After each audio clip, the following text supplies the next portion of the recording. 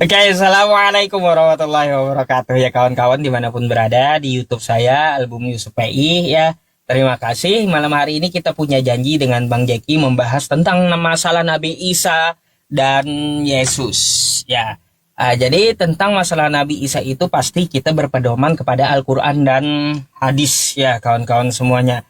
Kita mengakui bahwa Nabi Isa itu adalah orang yang benar. Tetapi sebelum kita ke ajarannya dan sebelum ke Al-Quran, kita apa perlu disepakati dulu gitu. Bahwa Nabi Isa dan Yesus ini kita anggap oknum yang sama gitu ya. Kita anggap oknum yang sama gitu. Karena kalau kita melihat dari kitab Al-Quran, ya kalaupun dari kitab teman-teman kita yang Kristen, itu kita lihat ada beberapa perbedaan, ada beberapa persamaan.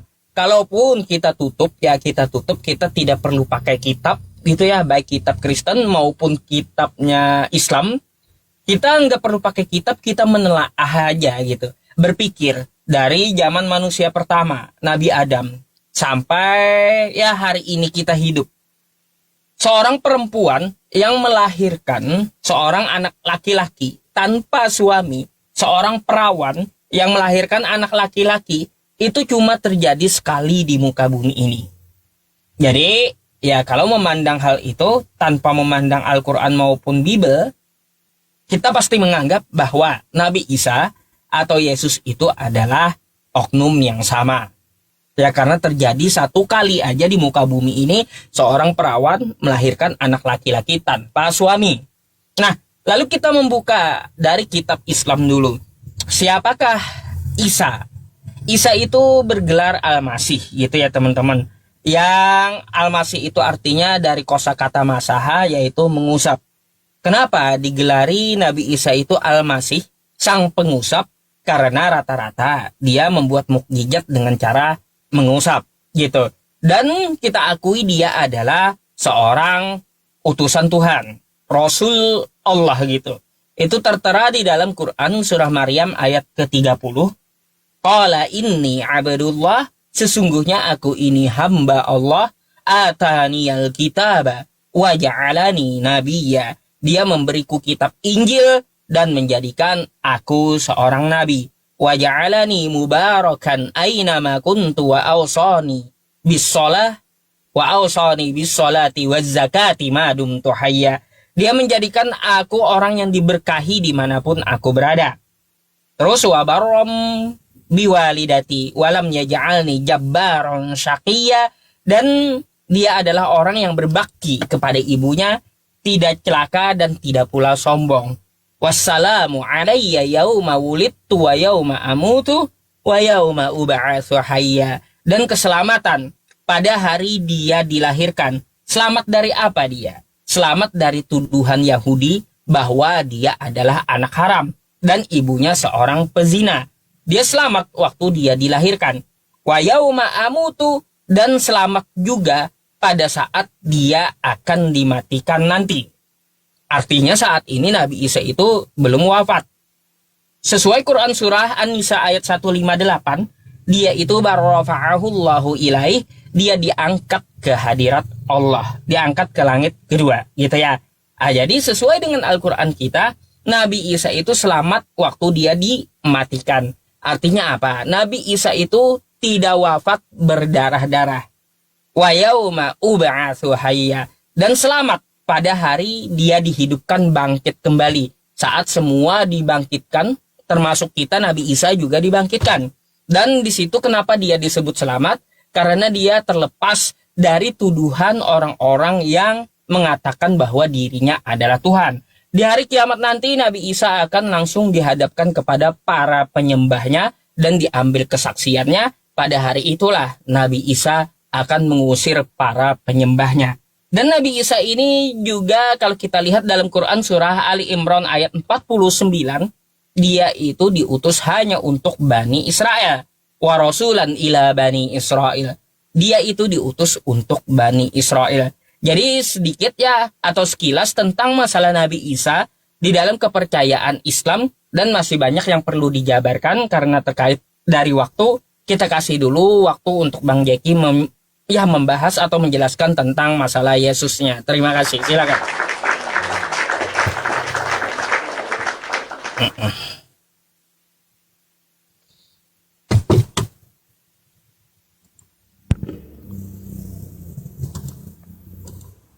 Oke. Mulainya gimana Ustaz? Saya yang kirim. Oke. Baik, shalom untuk semua teman-teman sekalian. Dimanapun teman-teman berada, damai sejahtera dan sukacita dari Tuhan Yesus menyertai kita semuanya ya. Dalam kesempatan ini teman-teman kita juga ada janji diskusi dengan Ustadz Yusuf PI ya. Nah kita berterima kasih untuk kesediaan dan waktunya, dan saya ucapkan selamat malam untuk teman-teman yang ada di sini dan teman-teman yang ada di ruangannya Ustadz Yusuf PI ya. Ya, berbicara tentang Isa dan Yesus teman-teman, tentu saja tema ini sebenarnya sangat luas sekali ya. Sangat luas karena kita mau bahas sejarahnya, mau bahas penyaliban, mau bahas ajaran, atau mau bahas apanya itu sebenarnya sangat luas ya. Cuma nanti kita mengalir saja ya, saya coba mengimbangi. Dan kalau kita melihat teman-teman sekalian bahwa kita sebagai orang Kristen percaya bahwa Yesus Kristus sebagaimana Alkitab katakan bahwa dia dimulai bukan dari kemanusiaannya. Jadi selama ini yang kita melihat bahwa ada banyak teman-teman mengira kita mengukur Yesus, ya, melihat eksistensi Yesus itu baru ketika dia dilahirkan. Tetapi tidak melihat praeksistensi Yesus sebagai apa. Yang dimaksud praeksistensi adalah sebelum dia datang sebagai manusia. Acap kali kita sering menilai Yesus baru datang lahir sebagai manusia. Nah, di situ baru kita mengukur dia. Padahal di dalam iman Kristen bahwa Kristus itu sudah ada, atau Tuhan Yesus itu sudah ada bahkan sebelum dia dilahirkan. Yohanes 1 ayat 1 berkata bahwa pada mulanya adalah firman, firman itu bersama-sama dengan Allah dan firman itu adalah Allah. Jadi Alkitab tegas mengatakan firman adalah Allah. Nah, oleh sebab itu karena dia Allah maka dia kekal. Kalau dia Allah dalam keilahiannya maka dia adalah maha. Dan dikatakan di dalam Yohanes 1 ayatnya yang ke-14 pula, firman itu telah menjadi manusia. Ya, jadi diawali dari firman yang adalah Allah, baru dia mengambil wujud sebagai manusia. Nah, kesalahan kita seringkali juga dalam memandang Kristus, baik orang di luar Kristen maupun aliran-aliran bidat di dalam kekristenan, ya, itu memandang Kristus ya dari bawah ke atas. Misalnya, dia manusia yang jadi Allah, dia manusia yang jadi Tuhan. Jadi dari bawah, dari manusianya. Sementara dalam iman Kristen yang sejati itu dimulai dari atas, yakni firman Allah yang adalah Allah menjadi manusia.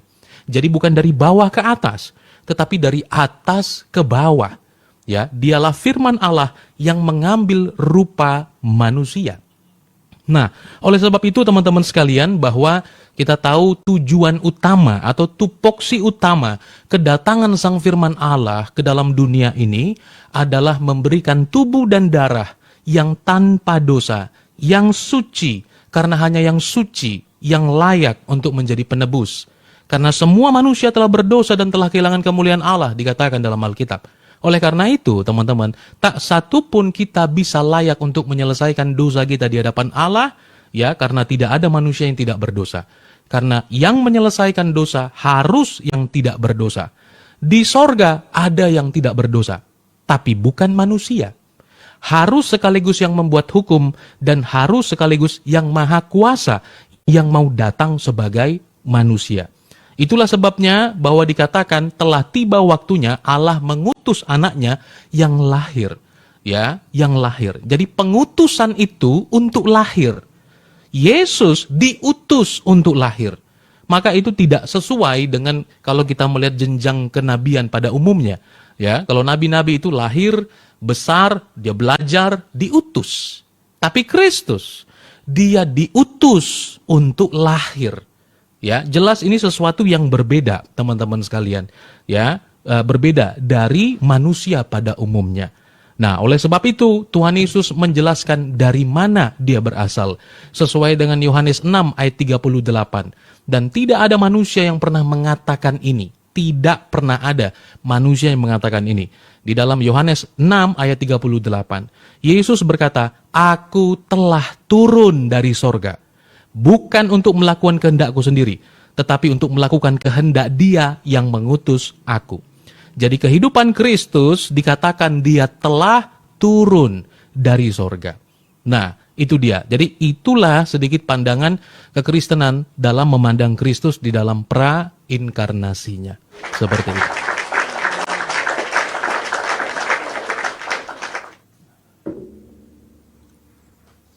Oke. Ada hal yang menarik ini. Ya, silakan. Oke teman-teman, kita udah mendengar penjelasan dari Bang Jeki tentang masalah Yesusnya gitu ya. Ada beberapa hal yang saya catat di sini dalam penyampaiannya. Yesus adalah firman yang menjadi manusia, terus Yesus adalah Allah itu sendiri, terus Yesus turun dari sorga. Di sini membuat saya bingung 3 poin ini, jujur ya teman-teman. Dan patut kita perlu pertanyakan dulu ya. Jadi pertanyaan pertama Bang Jeki, sesuai penyampaian Anda, Yesus itu turun dari sorga. Sekarang sebelum sorga itu diciptakan, Yesus itu di mana gitu loh. Sebelum sorga itu diciptakan, Yesus itu dia di mana? Apakah gentayangan gitu atau kayak gimana? Karena sorga belum ada, ya kan gitu. Bingung saya di situ. Betul nggak teman-teman? Kalau Yesus tuh dari surga, ya sebelum surga tuh diciptakan, di mana Yesus? Bingung saya. Nah, tolong dijawab pakai data. Terus juga ya, Yesus adalah Allah. Ini membuat pertanyaan lagi gitu. Membuat pertanyaan lagi. Kalau kita ke Kisah Para Rasul 3 nomor 13 ya, kita ini tidak mengambil dari bawah ke atas seperti yang dikatakan Bang Jeki tadi, tapi kita ambil dari atas ke bawah nih ya. Nih. Kisah Para Rasul 3 nomor 13. Allah Abraham, Ishak dan Yakub, Allah nenek moyang kita, telah memuliakan hambanya. Siapa hambanya? Yaitu Yesus yang kamu serahkan dan tolak di depan Pilatus. Di sini Allah Abraham bukan Yesus. Yesus itu adalah hambanya dari Allah Abraham. Oke? Nah, pertanyaan kita, kalau penyampaian Bang Jeki Yesus adalah Allah, coba kasih saya pengakuan Yesus. Ya, pengakuan Yesus secara tekstual. Di mana Yesus mengaku di kitab Anda, Dia adalah Allah. Yesus berkata, aku adalah Allah. Di mana itu? Itu pertanyaan yang kedua. Ini langsung saya sikat aja nih, ya. 3 pertanyaan, karena penyampaian Bang Jeki bikin saya bingung semua masalahnya. Katanya Yesus itu berasal dari firman, ya. Firman yang menjadi manusia. Kalau penjelasan dari Yesus, di Matius 4 nomor 4, ya teman-teman semuanya, Matius 4 nomor 4, di situ Yesus menjelaskan bukan cuma Dia yang berasal dari firman, tetapi semua manusia berasal dari firman. Nih, buktinya, ya. Tetapi Yesus menjawab, ada tertulis, manusia hidup bukan dari roti saja, tetapi hidupnya manusia itu dari setiap firman yang keluar dari mulut Allah. Oke? Nah, jadi ya kita bakal bertanya sama Bang Jeki. Menurut penjelasan Yesus, ya, menurut penjelasan Yesus, semua manusia itu berasal dari firman yang keluar dari mulut Allah. Kalau berdasarkan hal itu, Bang Jeki menuhankan Yesus, berarti semua manusia pun jadi Tuhan. Karena Bang Jeki dari firman Allah, saya dari firman Allah, penonton dari firman Allah. Ya udah, hari ini kita sembah Yusuf PI, besok sembah Bang Jeki, ya kayak gitu. Habis itu besoknya sembah penonton gitu, karena semua dari firman, kan kayak gitu. Yang berasal dari firman disebut Tuhan. Kalau gitu kita gantian nyembah aja tiap hari gitu, ya.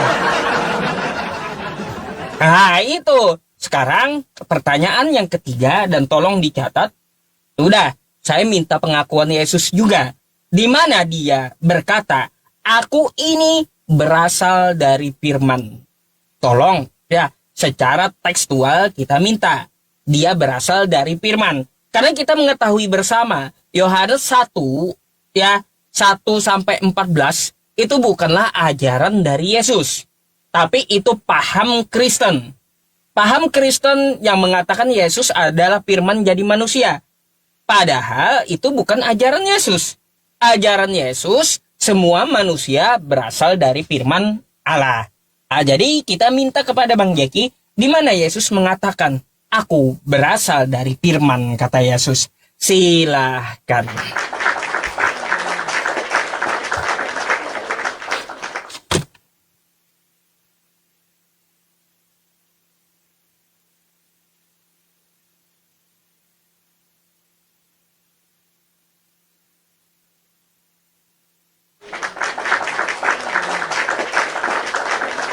Belum muncul, tunggu ya. Mungkin Bang Jeki kalau muncul silakan duluan dipencet.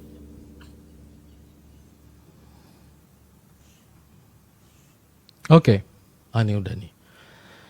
Oke, yang pertama saya bahas dulu tadi teman-teman ya, karena ada 3 pertanyaannya ya. Mudah-mudahan waktu saya cukup ya, karena itu sederhana sekali. Yang pertama dalam Matius 4 ayat keempat. Di situ dikatakan manusia bukan hanya hidup dari roti saja. Kalimatnya kan jelas sekali sebenarnya. Manusia bukan hanya hidup. Jadi kalau dikatakan bukan hanya hidup, dia sudah hidup sebenarnya. Tapi dijelaskan bahwa itu berbicara tentang pengkonsumsian. Waktu itu konteksnya adalah makan roti. Ya, jadi ketika iblis berkata, ubahlah batu ini jadi roti, dalam Matius yang tadi Ustadz bawa, ya, iblis bilang, kalau engkau anak Allah, iblis saja tahu. Kalau engkau anak Allah, ubah batu ini menjadi roti. Baru Tuhan Yesus bilang, manusia bukan hanya hidup dari roti saja. Itu konteksnya. Ya, jadi bukan bahwa semuanya jadi firman gitu loh. Ya, saya kira itu agak kurang masuk ya kalau kita mau menyerang di dalam tentang firman yang telah menjadi manusia itu tadi.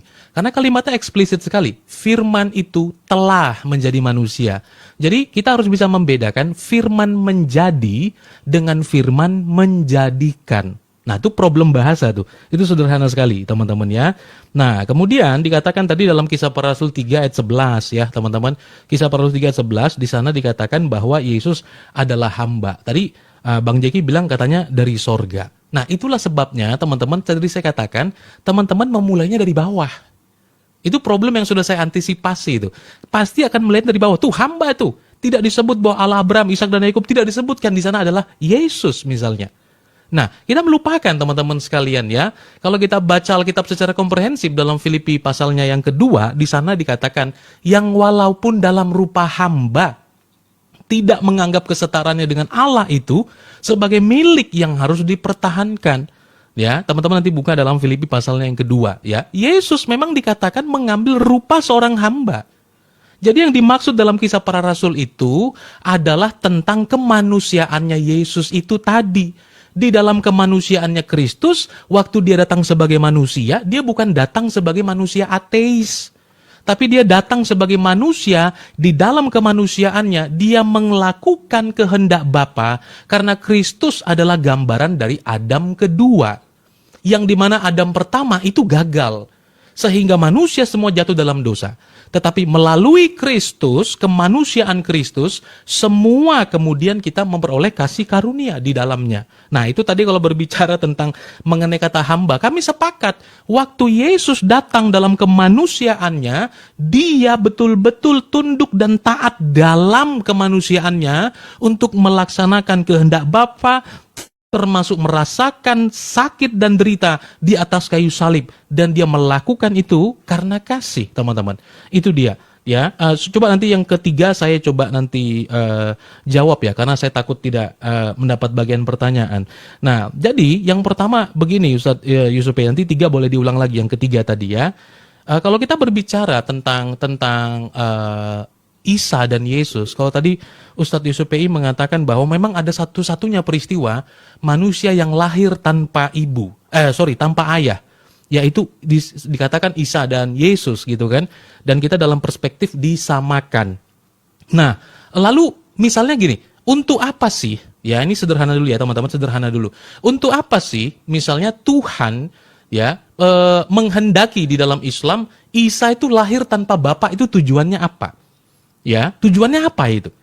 Karena dalam perspektif iman Kristen, apa yang dilakukan oleh teman-teman lintas iman itu hanya untuk menukil ya, hanya untuk mengambil sebagian kecil apa yang ada dalam Alkitab. Karena apakah Ustadz Yusuf PI bisa menemukan nubuatan, ya, sebagaimana Alkitab bahwa mengenai Yesus yang lahir, ya, tanpa ayah misalnya, ya, disebut dari keturunan perempuan, itu ditemukan di dalam Al-Quran. Jadi kan adalah sebuah kisah yang ujuk-ujuk saja tentang kelahiran Isa ini tadi, yang tidak ada nubuatannya tanpa bapak. Dan apa tujuannya dia lahir tanpa bapak? Itu yang pertama. Apa tujuan Isa lahir tanpa bapak? Kalaulah hanya untuk menunjukkan itulah bagian daripada mujizatnya dan dia tetap sebagai manusia, ya untuk apa mujizat itu? Maka kami menilainya bahwa ini hanya sebagai untuk peristiwa menukil atau menghilangkan bagian penting dalam iman Kristen. Seperti itu. Dan yang kedua, ya terakhir dalam sesi ini, bahwa bisakah Ustadz menjelaskan mengenai silsilah daripada Nabi Isa misalnya yang disebut dalam Al-Quran? Ya, teman-teman, karena disebut ibunya adalah ada sesuatu yang lain gitu ya, binti Imron seperti itu. Ini waktu saya kurang pas ya. Silakan. Oke. Ada satu yang belum saya jawab tadi Ustaz ya. Tidak apa-apa, silakan. Bapak. Baik, Bang Jeki, kalau Anda mintanya di Al-Quran silsilah Nabi Isa, Anda perlu tahu dulu, Al-Quran itu bukanlah kitab biodata seseorang. Atau kitab background seseorang. Yang seperti kitab Anda, ya, mengatakan inilah silsilah Yesus Kristus sampai ke atas. Beda kitab kita memang. Kalau kitab Anda kan kitab biodata dari Yesus. Sedangkan Al-Quran itu kitab hukum yang diturunkan oleh Allah Subhanahu wa Ta'ala untuk seluruh manusia. Bukan membahas background seseorang. Ngapain saya nanyain kan tentang masalah silsilah Yesus? Lebih baik saya nanyain silsilah Nabi saya di Quran. Tapi Al-Quran tidak berbicara, sekali lagi, berbicara masalah biodata seseorang. Masalahnya kayak gitu. Jadi hal yang lepas atau salah kalau Anda menanyakan silsilah Nabi Isa di Quran. Nah, kayak gitu. Karena Al-Quran tidak akan pernah berbicara tentang masalah silsilah. Paling Al-Quran itu menyebutkan bin itu 2 kali. Orang tuanya sampai kakeknya. Setelah itu ke atasnya Al-Quran tidak akan menjelaskan lagi silsilahnya sampai ke atas. Karena yang dimaksudkan hanyalah satu oknum yang dimaksud dia yang dilahirkan dari perawan. Nah gitu. Oke. Yang kedua, dari pertanyaan Anda, buat apa katanya? Nabi Isa itu dilahirkan tanpa orang tua laki-laki. Kan gitu. Saya akan jawab pakai Al-Quran. Quran surah Al-Anbiya ayat 91. Nih ya teman-teman, dapat kita lihat semuanya untuk apa gitu. Dan ingatlah kisah Maryam yang telah memelihara kehormatannya. Lalu kami tiupkan ke dalam tubuhnya ruh dari kami. Kami jadikan dia dan anaknya sebagai tanda kekuasaan Allah yang besar bagi semesta alam. Gitu.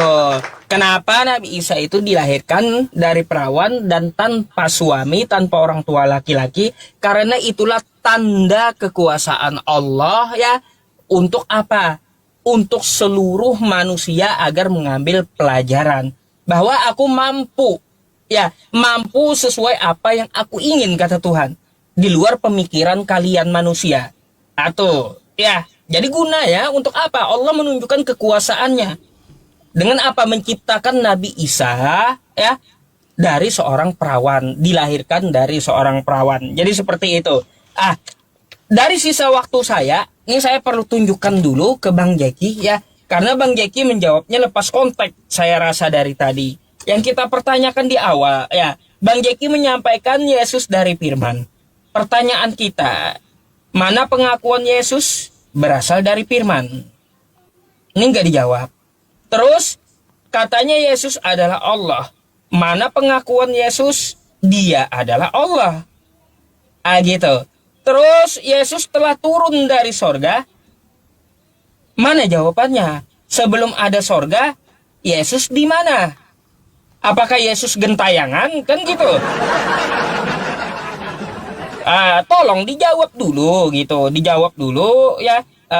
Ini yang utama ini dulu. Saya mau tahu tempat Yesus ini di mana gitu. Yesus telah turun dari sorga. Sebelum sorga ini diciptakan, di mana Yesus bertempat? Nah gitu. Kalau Tuhan Anda itu bertempat, maka akan saya tanyakan, sorga ini adalah ciptaan Tuhan. Sebelum sorga diciptakan, di mana Yesusnya? Oke Bang Jeki, saya harap dijawab dulu 3 hal itu. Tadi memang saya memberikan beberapa ayat untuk sebagai penguat. Bukan berarti ya ayat dari yang saya berikan itu menjadi pertanyaan saya, bukan. Yang menjadi pertanyaan saya 3 poin ini. Di mana pengakuan Yesus dia adalah Allah, di mana pengakuannya dia berasal dari firman, dan di mana Yesus itu ketika sorga belum diciptakan. Oke? Karena dia kita mengetahui ini, kan saya kasih ayat lagi. Aku ada sebelum Abraham ada, kan katanya kayak gitu. Artinya lebih duluan dong. Sebelum sorga diciptakan dia di mana? Itu yang kita tanyakan. Silakan dijawab memakai data ya. Terima kasih.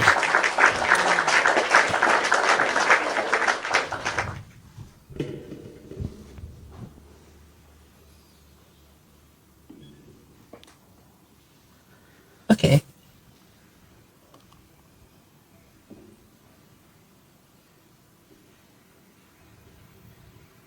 Sabar ya kawan-kawan. Belum muncul. Belum muncul.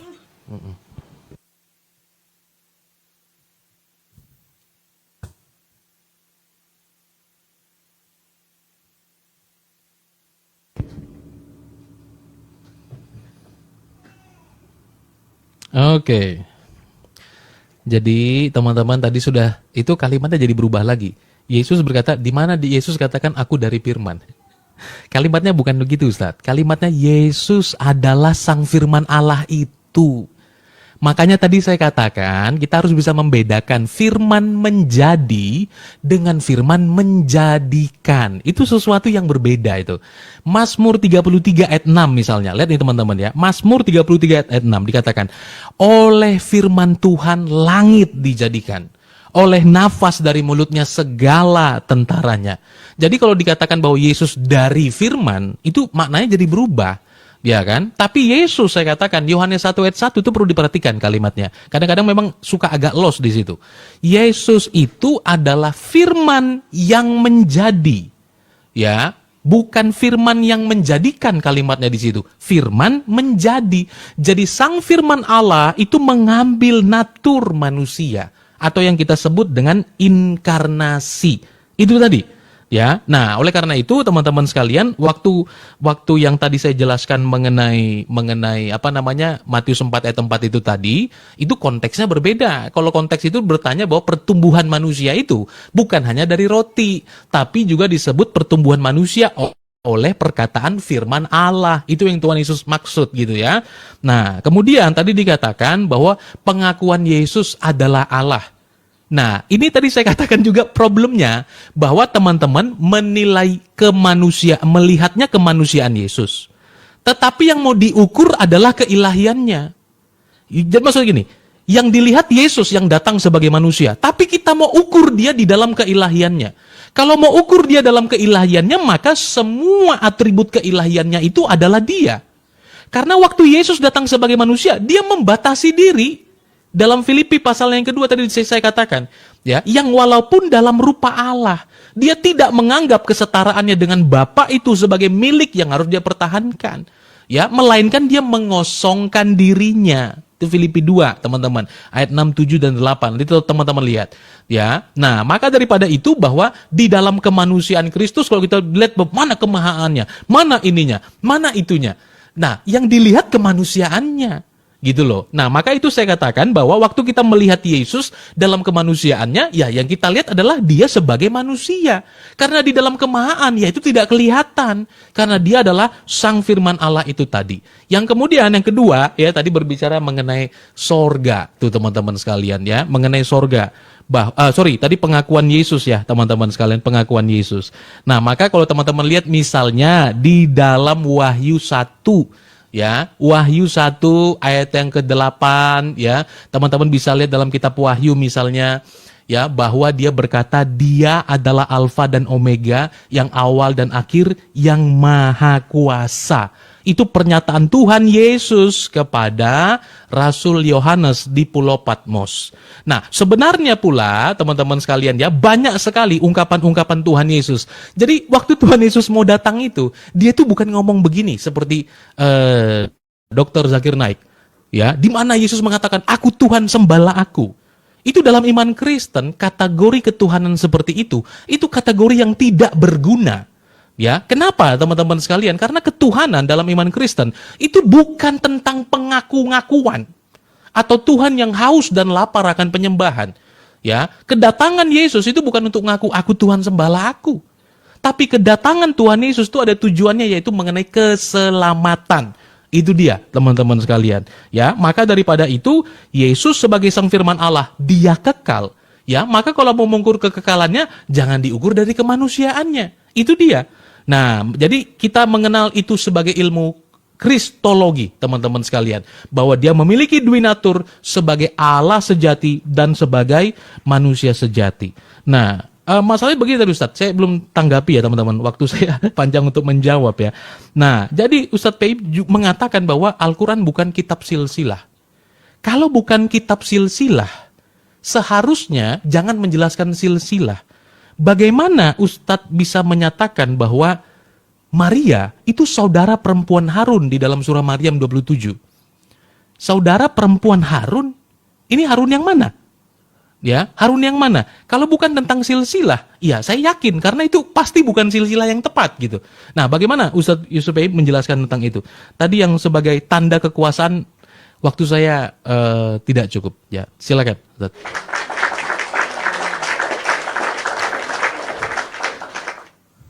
Baik.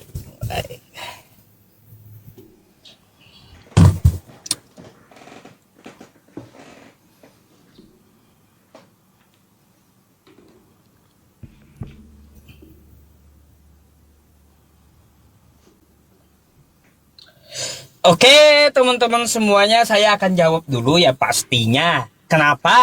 Tentang masalah Al-Quran kita di situ dikatakan, ya ukhta Harun, ya ukhta Harun, maka na abu kim ro'asau iwa maka nat ummuki bagiya. Hai saudara perempuan Harun. Nah, Harun yang dimaksud siapa? Apakah Harun di zaman Nabi Musa atau Harun dari silsilah Maryam tersebut? Kalau kita melihat dari tafsir, ada dua. Ada dua. Ada yang dimaksudkan ke Harunnya saudara Nabi Musa. Ada yang kita ambil dari silsilahnya Imran. Tapi kalau kita melihat dari hadis, ya, dari hadis Rasulullah Shallallahu Alaihi Wasallam, bukankah orang-orang Yahudi, orang-orang Bani Israel, dia menisbatkan ya silsilah mereka kepada orang yang lebih alim dari pendahulunya.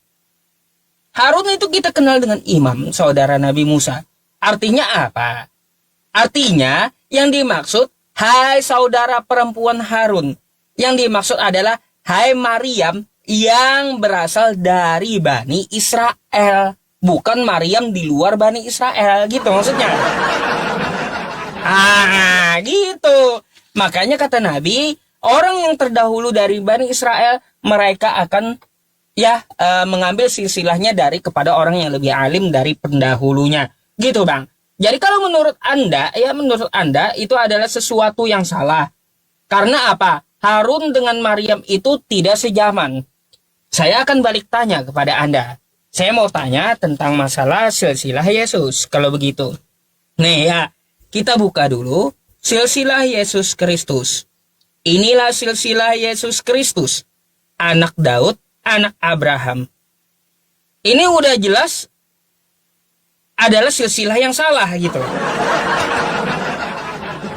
Karena apa? Yesus Kristus tidak sejaman dengan Daud. Masa ada anak Daud namanya Yesus? Nah, coba Anda jelaskan ini. Ini silsilah yang salah. Seharusnya inilah silsilah Yesus Kristus, anak Maria, kan kayak gitu. Terus anak dari Johana. Bukan inilah silsilah Yesus Kristus, anak Daud. Daud nggak sejaman dengan Yesus. Ah gitu. Kalau menurut Anda saudara perempuan Harun tadi tidak sejaman dengan Maria. Jadi seperti itu. Coba Anda jelaskan, itu Yesus mana lagi anak Daud itu? Saya heran juga tuh. Nah gitu. Terus Bang ya, dari tadi saya lihat Anda tidak menampilkan satu ayat pun dari 3 pertanyaan saya. Tapi Anda menyampaikan permasalahan kritiknya. Retorikanya seperti apa gitu. Yang belum Anda jawab juga, sebelum sorga ada, itu Yesus di mana? Itu belum Anda jawab sama sekali itu. Tapi kalau dari tanggapan Anda ya, Yesus itu adalah firman. Itu kan ideologinya dari Yohanes. Kita dapat mengetahui firman menjadi manusia itu bukan ajaran Yesus, kata saya kan gitu. Yohanes 1 pasal. Aduh, sabar. Nih, firman yang telah menjadi manusia. Ini kan bukan ajaran Yesus, tapi tulisan dari Yohanes. Nah, di sini yang Anda katakan tadi nomor 14-nya, ya. Firman itu telah menjadi manusia. Yang tulis adalah Yohanes. Saya mau tanya dulu. Kapan Yohanes ini lihat firman jadi manusia? Tahun berapa? Di mana? Tanggal berapa? Hari apa? Sehingga dia berani menyatakan firman itu menjadi manusia. Berarti dia lihat dengan mata kepalanya sendiri, firman ini berubah gitu. Nah, kan gitu. Jadi saya mau tahu Yohanes ini kapan lihat firman jadi manusia ini, sehingga dia berani mengajarkan firman itu jadi manusia. Padahal Yesus tidak ada mengaku berasal dari firman. Atau Tuhan tidak ada mengaku. Ya, Allah Abraham itu adalah Yesus. Kalau dari atas nggak ada juga. Jadi menambah pula nih pertanyaan saya tentang masalah silsilah Yesus. Terus kapan Yohanes ini lihat ya firman berubah jadi manusia? Silakan dijawab.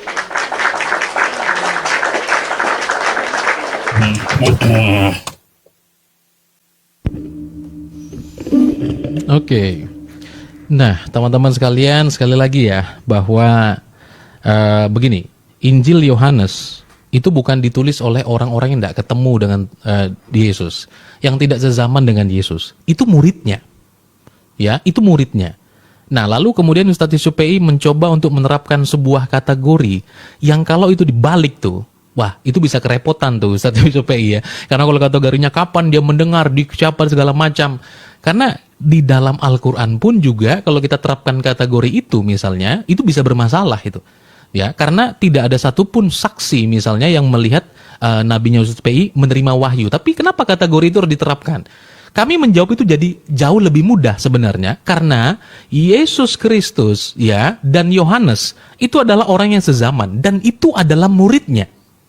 Di dalam ini masalahnya saya harus bolak-balik kamera seperti Ustaz Pia atau gimana ya? Karena tadi kan juga saya ngomong data ya, tapi supaya teman-teman melihat juga lah, tidak apa-apa ya. Ungkapan daripada Rasul Yohanes, teman-teman. Ini orang murid Tuhan Yesus, bukan orang yang halu atau bukan orang yang tidak pernah ketemu Yesus.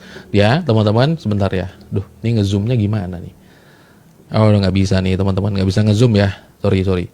Ya, saya bacakan di sini, teman-teman. Ya, ini Injil Yohanes. Ya, Injil Yohanes. Jadi jangan ditanya bahwa itu kan pendapat Yohanes, itu muridnya.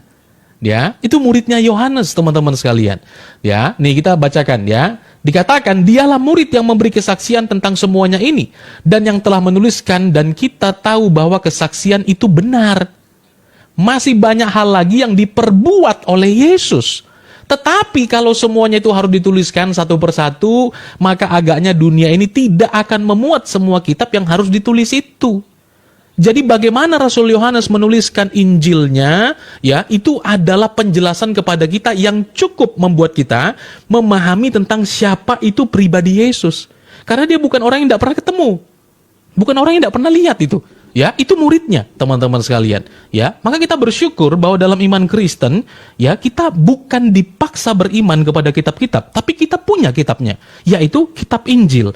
Sehingga kita bisa mengetahui, ya, bagaimana keterangan dari murid-muridnya, teman-teman. Secara khusus daripada Rasul Yohanes itu sendiri. Nah, maka kalau tadi dikatakan bahwa Yohanes 1 ayat 1 itu adalah sudut pandang dari Yohanes, katakanlah saya mengikut pola pikir Ustadz Yusuf PI, itu jauh dapat bisa diterima. Saya belum ngomong makna teologisnya. Kenapa? Karena yang ngomong muridnya. Ya, yang ngomong adalah orang yang bersama-sama dengan Yesus.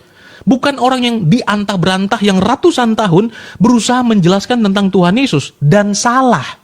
Ya, nah itu dia teman-teman. Saya takut tidak kebagian waktu ya. Nah, Ustadz Yusuf PI seharusnya percaya bahwa Maryam, Isa itu adalah Bani Israel. Ya toh, Bani Israel. Sejak kapan Bani Israel ya menyematkan nama silsilahnya dengan model tadi seperti yang Ustadz PI katakan tuh. Ya, modelnya dia menyematkan kepada nama orang alim misalnya. Ya, yaitu tadi adalah Imron.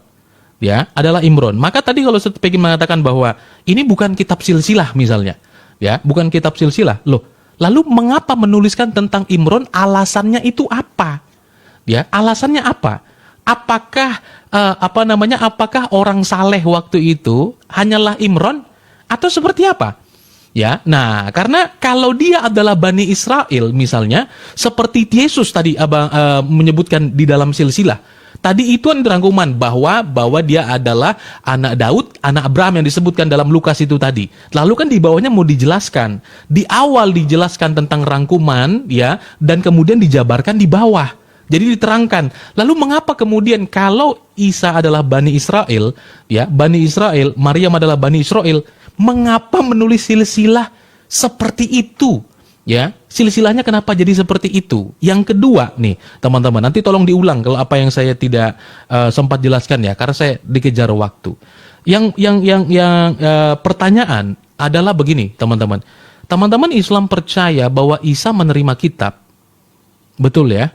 Nah, Isa menerima kitab yaitu Injil.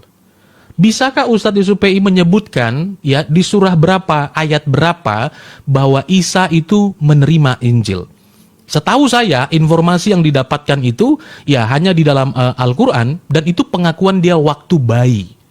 Ya, pengakuan dia waktu bayi.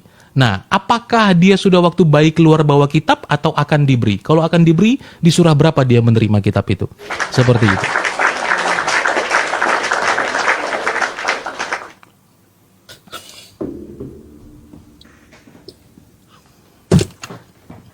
Silakan, Ustaz. Oke.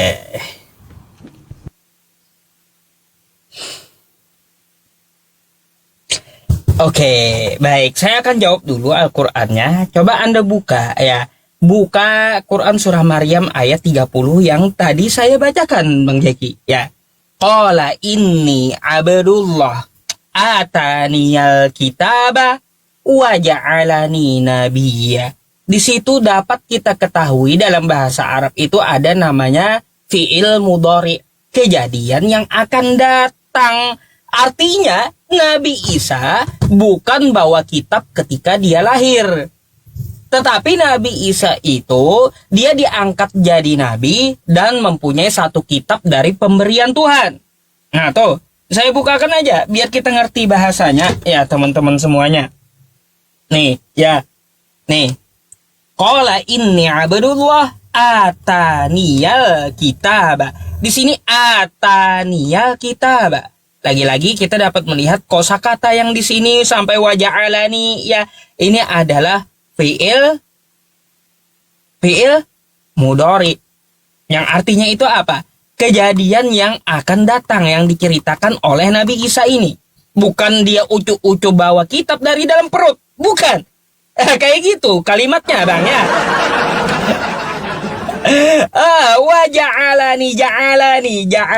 Ja'alani ini fi'il madi ya teman-teman. Madi apa mudhari ya? Bentar ya. Jadi di sini kita bahas lagi wa ja'alani mubarakan ainama kuntu wa awsani. Jadi dapat kita lihat di sini kosakatanya itu berbeda Bang. Berbeda karena apa? Berbeda, bahasa Arab itu mempunyai 3 fi'il. Ada madi, ada mudhari, ada amar gitu. Ada kata perintah. Nah di sini Nabi Isa sudah menubuatkan semenjak dia dari bayi bahwa dia akan diberikan sebuah kitab. Udah sejak zaman bahula dia bilang. Nah kayak gitu. Ya, Jadi seperti itu dalam bahasa Arab. Sorry. Nah, terus yang kedua, kata Anda kenapa Imron? Apakah betul Imron itu dari Bani Israel? Imron itu adalah sebutan dari Al-Quran. Penyebutan dari Bani Israel beda. Beda. Sama Daud, David. Yusuf, Joseph. Imron itu adalah ayahnya dari Maryam. Kalau di kitab Yahudi sebutannya Yohana kalau nggak salah. Lupa gitu saya nama ayahnya menurut kitab Yahudi. Jadi penyebutan itu bisa berbeda, tapi yang dimaksud adalah garis keturunan dari Bani Israel. Nah, contohnya kata Anda, ya, di Matius 1 pasal 1. Inilah silsilah Yesus Kristus, anak Daud. Itu kan tidak sejaman. Daud dengan Yesus. Kenapa Yesus itu dinisbatkan kepada Daud? Karena Daud adalah orang yang mempunyai, ya bisa kita bilang mempunyai kerajaan di masa dulu dalam garis Bani Israel. Terus Abraham itu bukan Yahudi. Kenapa dinisbatkan Yesus ke luar Yahudi? Karena adalah Abraham itu seorang utusan Tuhan di masa yang lalu. Makanya Yesus dinisbatkan kepada Daud. Begitulah ya ketika Maryam dinisbatkan kepada Harun. Memang tidak sejaman. Artinya apa? Dia itu dinisbatkan kepada orang, dinasabkan kepada orang yang lebih alim, ya, lebih alim dari pendahulunya. Jadi seperti itu, Bang. Kalaunya maksudnya seperti itu yang Anda mau, ya, itu jelas dari Bani Israel. Karena Yesus pun berasal dari Bani Israel. Dapat kita lihat di Matius 1 pasal 1 dinisbatkan ke Daud yang tidak sejaman. Oke, jadi seperti itu. Terus yang kedua, dari tanggapan saya beberapa detik ini. Tolong dong dijawab, Yesus itu telah turun dari surga. Itu sebelum surga, ya diciptakan Yesus itu di mana? Saya penasaran gitu loh. Dari tadi itu belum dijawab, saya pengen tahu itu dulu gitu loh. Di mana dia? Ya, di mana dia? Nanti setelah ini saya baru bahas masalah Yohanes tadi, ya. Masalah Yohanes tadi. Jadi seperti itu. Dan tolong sekali lagi penekanannya adalah Yesus telah turun dari sorga, itu belum dijawab. Saya pengen tahu jawabannya dulu, dan sekiranya kalau ada datanya di Bible, silakan Anda tunjukkan datanya ke layar gitu ya. Terima kasih.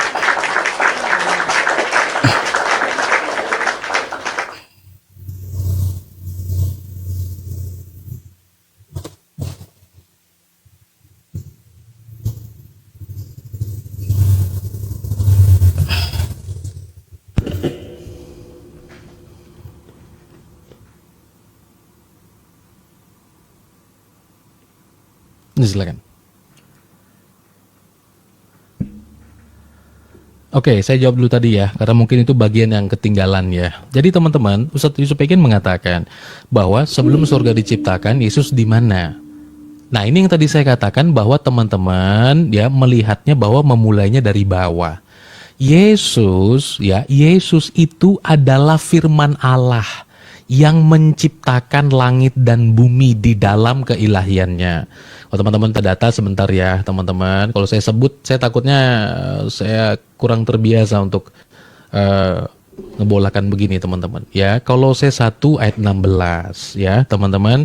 Di sana dikatakan karena dialah yang telah diciptakan karena dialah telah diciptakan segala sesuatu yang ada di sorga, yang ada di bumi, yang kelihatan, yang tidak kelihatan, baik singgasana maupun kerajaan, baik pemerintah maupun penguasa, segala sesuatu diciptakan oleh Dia untuk Dia.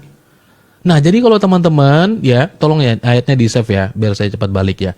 Jadi kalau kita mengatakan bahwa Yesus turun dari sorga itu tadi dimaknai adalah kemanusiaannya yang turun teman-teman, ya itu kan sesuatu yang keliru.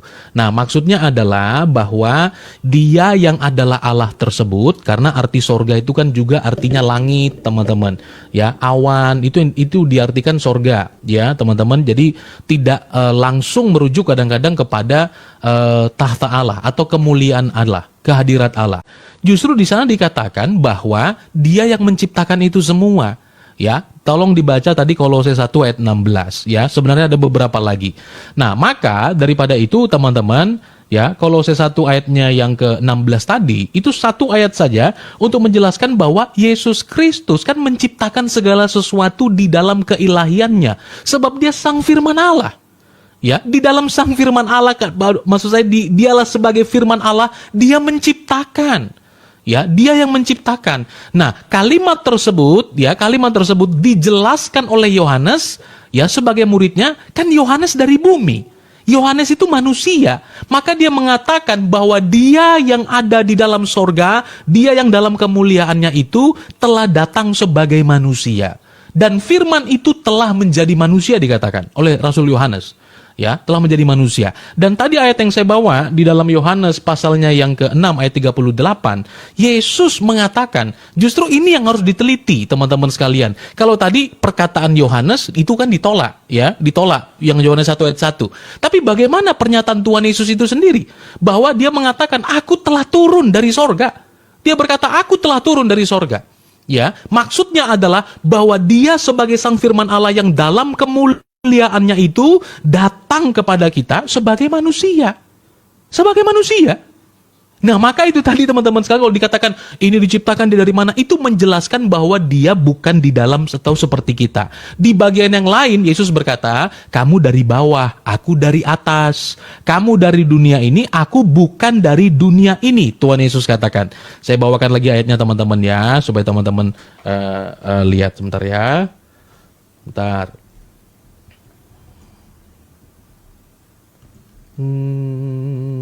Sebentar.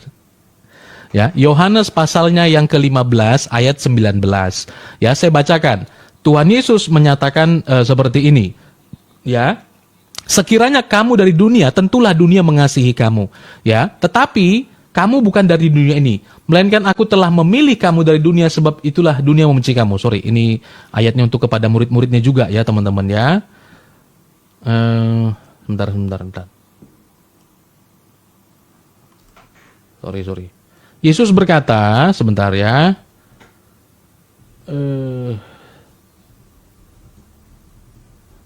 Tantan.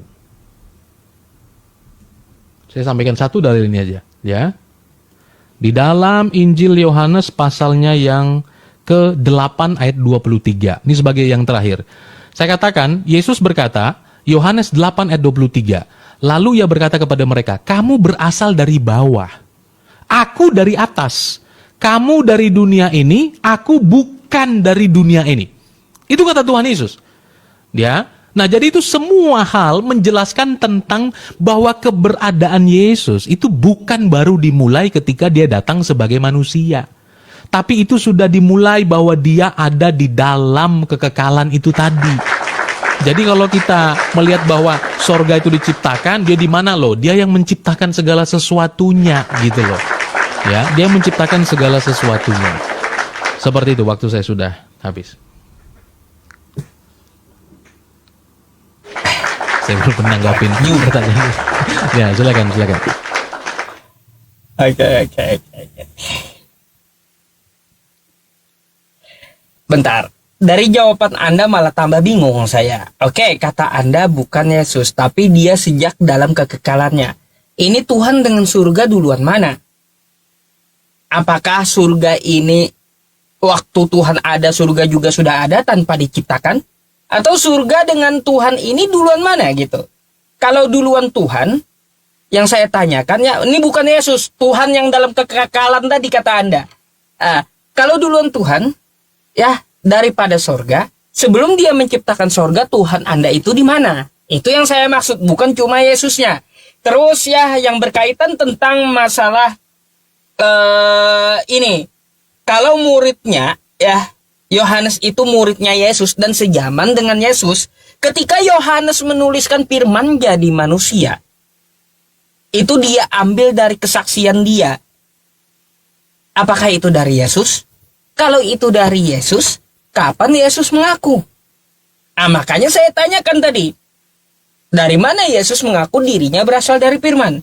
Kapan itu terjadi? Dia mengatakan kepada Yohanes, aku berasal dari firman. Ah, itu yang saya tanyakan dari tadi. Kalau Yohanes itu adalah muridnya Yesus, kapan Yesus ngomong kepada Yohanes, ya, kapan? Bahwa konfirmasi atau verifikasi dari Yesus, betul firman itu telah menjadi manusia. Gak mungkin dong, ya lebih tahu Yohanes daripada Yesusnya. Gak mungkin, Bang. Anda, ya dengan saya, nih contohnya, tentang diri saya, ya, pasti saya lebih tahu tentang diri saya daripada Anda. Begitu juga Yohanes dengan Yesus. Pasti lebih tahu Yesus tentang dirinya daripada Yohanes. Kalau Yohanes menuliskan firman jadi manusia, di mana Yesus mengatakan kepada Yohanes, aku berasal dari firman yang jadi manusia. Kapan itu terjadi? Tanggal berapa, tahun berapa? Yesus ngaku kepada Yohanes seperti itu. Itu yang kita cari. Kalaupun Anda mengatakan, coba kalau kita banding dengan Nabi Muhammad, tidak ada saksi itu Nabi Muhammad terima wahyu. Kan kayak gitu. Di dalam gua. Yang di dalam gua itu cuma 5 ayat. Ya, sisanya Aisyah tuh, lihat waktu wahyu turun. Aisyah istri Nabi tuh lihat. Sahabat-sahabatnya juga lihat ketika wahyu itu diturunkan. Hadisnya ada. Ah gitu. Jadi kalau yang di dalam gua yang Anda masalahkan, kalaunya kita mau rame-rame, ya mau rame-rame ke dalam gua, kita ini mau terima wahyu atau mau kondangan gitu di dalam gua. Coba Anda ke Yohanes 17 nomor 8. Saya akan kembalikan pertanyaan Anda tersebut ya tentang masalah penerimaan wahyu dari Yesus ini ya. Nih kata Yesus ya kayak gini. Sebab segala firman yang engkau sampaikan kepadaku, kata Yesus, telah kusampaikan kepada mereka. Dan mereka telah menerimanya. Pertanyaannya gini Bang, ya, kapan dan siapa saksinya Yesus ya dilihat menerima firman? Siapa saksi Yesus terima firman gitu loh? Karena Yesus terima firman dari Tuhannya yang telah disampaikan oleh Yesus. Ini siapa saksinya? Ya, Yesus terima firman. Kapan terjadinya? Kalau Nabi Muhammad kan terima firman dari Tuhan, ya di dalam goa Anda tahu sendiri. Waktu mereka di tengah sahabatnya, waktu Nabi di tengah sahabatnya, waktu istrinya melihat penurunan firman atau wahyu. Itu jelas kalau Nabi Muhammad. Ini Yesus terima firman ini siapa saksinya dan kapan gitu loh. Saya heran. Ini pula yang balik kita tanya. Jadi Bang Jeki menurut saya serba nggak jelas gitu loh. Dari apa yang Anda jelaskan malah banyak kritiknya dari saya. Maka dari itu ya setidaknya dapat Anda jabarkan dari Yohanes tadi. Dia Yesus mengaku kepada Yohanes kapan? Ya, terus Yesus terima firman ini siapa saksinya? Kapan dan di mana? Gitu loh. Karena tiba-tiba di sini Yesus menyampaikan dia terima firman dan telah disampaikan firmannya itu kepada murid-muridnya. Ah, gitu Bang. Tolong dijawab. Terima kasih.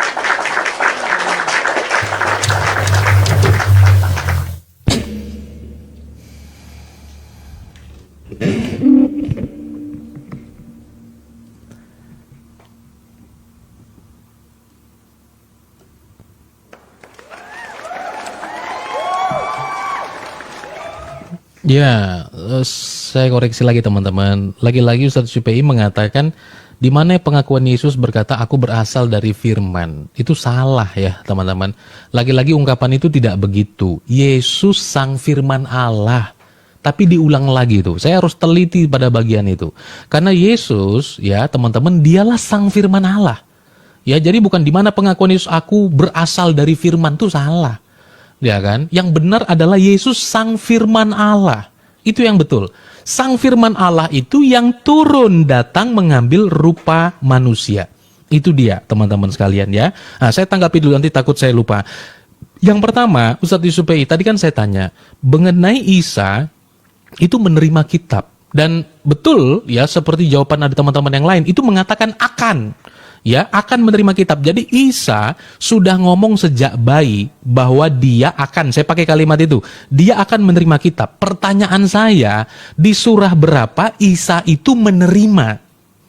Kalau akan, berarti itu sifatnya dia future bentuknya, yang akan datang, ya toh, yang akan datang. Nah, maka pada bagian mana? Pada bagian mana surah berapa Isa menerima kitab itu? Ya. Nah, Isa menerima kitab itu.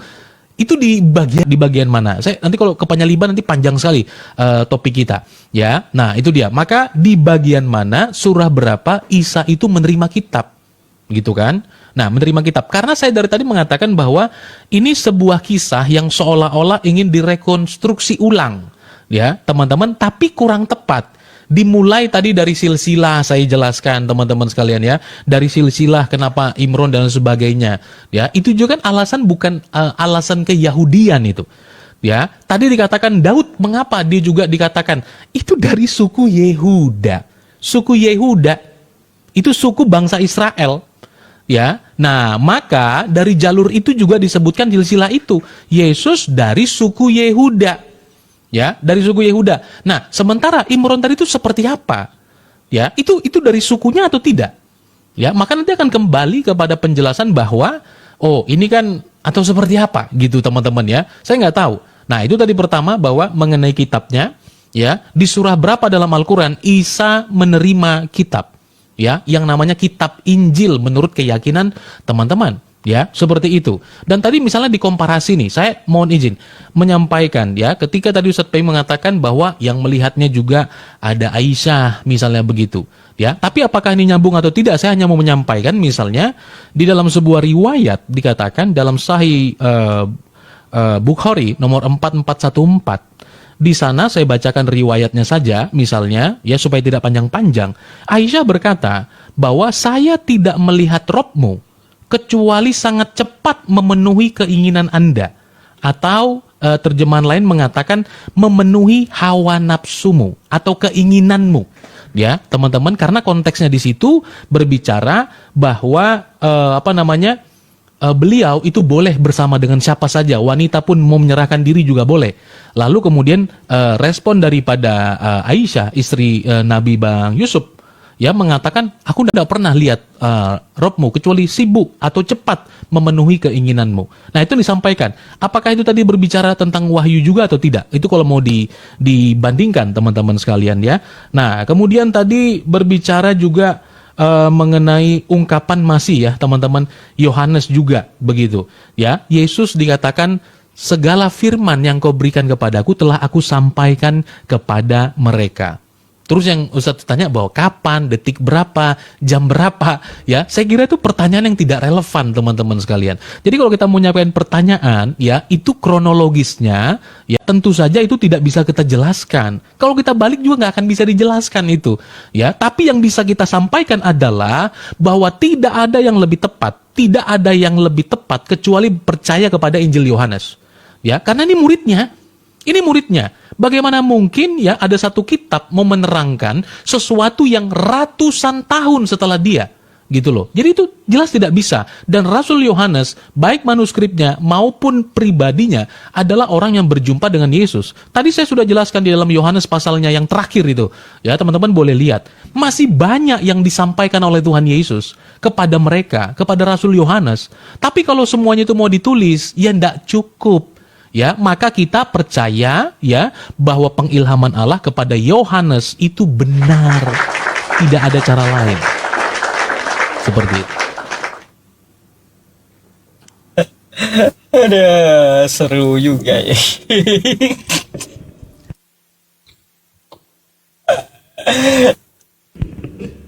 Silakan. Baik, saya akan jawab dulu permintaan Bang Jeki, ya. Kapan Nabi Isa itu terima? Katanya di ini ya teman-teman. Nih ya. Qala inni abdullah atani alkitab wa ja'alani nabiyya, dan Isa berkata sesungguhnya, ya, aku ini hamba Allah, dia memberiku Alkitab Injil dan dia menjadikan aku seorang nabi. Di sini dapat kita lihat ini adalah fi'il madhi, ya teman-teman, di masa lampau telah terjadi. Kalau mudorinya ya ja'alni, Kan kayak gitu. Jadi waja'alani itu ya adalah fi'il madi yang udah dinubuatkan Nabi Isa dia akan diberikan kitab Injil. Jadi kapan gitu kitab Injilnya diterima? Anda silakan ke dalam surah Al-Maidah ayat 46. Ya. Wa qaffayna ala atharihim bi'isa bani Maryam musaddiqan lima baina yadayhi minat Taurah wa atainahul Injil. Ya, tuh. Dan kami iringkan jejak mereka nabi-nabi Bani Israel dengan Isa putra Maryam membenarkan kitab sebelumnya yaitu Taurat dan kami telah memberikannya kitab Injil sedang di dalamnya ada petunjuk. Kapan diberikan kepada Isa putra Maryam? Yaitu ketika ya setelah berlalu masa Taurat. Jadi waktu dia diutus, waktu dia akan menjadi nabi. Injil itu pula perlu Anda ketahui di Al-Maidah ayat 68 bukan gedebuk buku. Injil itu adalah ajaran. Qul ya ahlal kitab lastum ala syai'in hatta tuqimut Taurah wal Injil. Katakan wahai ahli kitab, kamu tidak dipandang beragama sedikit pun ya hingga kamu menegakkan ajaran bang. Taurat, Injil dan Al-Quran. Injil itu ajaran, bukan gedebuk kitab dari langit atau dibawa lahir oleh Nabi Isa gitu ya. Ya jelas artinya apa? Nabi Isa itu menerima firman dari Tuhan. Firman dapat kita ketahui tidak berbentuk buku, pastinya berbentuk oral yang di dalamnya mengandung ajaran. Oke? Artinya ketika Nabi Isa diutus ya, waktu dia sudah diutus, kapan dia diutus, maka di situ juga firman itu diturunkan kepada Nabi Isa setelah zaman Taurat Nabi Musa. Oke? Nah, yang menjadi tanggapan saya begini, Bang. Ya, kalau Yesus tidak memverifikasi Yohanes, lalu atas dasar apa Anda memaksa orang untuk percaya dengan tulisan Yohanes? Berkaitan dengan Nabi Muhammad itu lepas konteks mungkin tidak saya jawab gitu ya tentang Aisyah dan Nabi Muhammad tadi. Nah, kan kayak gitu. Yang kita pertanyakan ya, atas dasar apa kamu memaksa orang-orang percaya dengan tulisan Yohanes sedangkan verifikasi dari Yesus tidak pernah ada gitu loh. Ayo. Kan kayak gitu. Kalau dibalik bertanya kata Anda, ya segala firman yang engkau berikan kepadaku telah kusampaikan kepada mereka. Ini saksinya siapa? Yesus terima firman. Itu lagi. Saya heran aja di situ teman-teman. Firman terima firman jadinya. Firman Yesus yang firman yang jadi manusia terima firman pula. Firman terima firman kan jadinya di situ. Nah terus juga ya tanggapan saya tentang masalah penjelasan Anda masalah surga. Tadi saya belum dapat jawaban yang rinci. Tuhan Anda berada di mana? Ya ketika surga itu belum Dia ciptakan. Itu belum Anda rincikan kepada saya. Jadi itulah. Satu lagi. Saya akan jelaskan setelah ini aja ya. Kayaknya 40 detik nggak sampai gitu. Ada permasalahan tentang masalah Wahyu 1 nomor 8 tadi. Ya, Wahyu 1 nomor 8 di situ kata Bang Jeki bahwa Yesus adalah Alfa dan Omega. Saya akan bahas itu dan akan tuntut Bang Jeki ya perkataan yang spesifik gitu. Tapi setelah ini saja. Saya lihat ya juga dulu bagaimana tanggapannya dan bagaimana jawabannya atas dasar apa ya Anda memaksa orang-orang untuk percaya kepada tulisan Yohanes yang bukan ajaran Yesus dan tidak ada verifikasi dari Yesus. Silakan dijawab.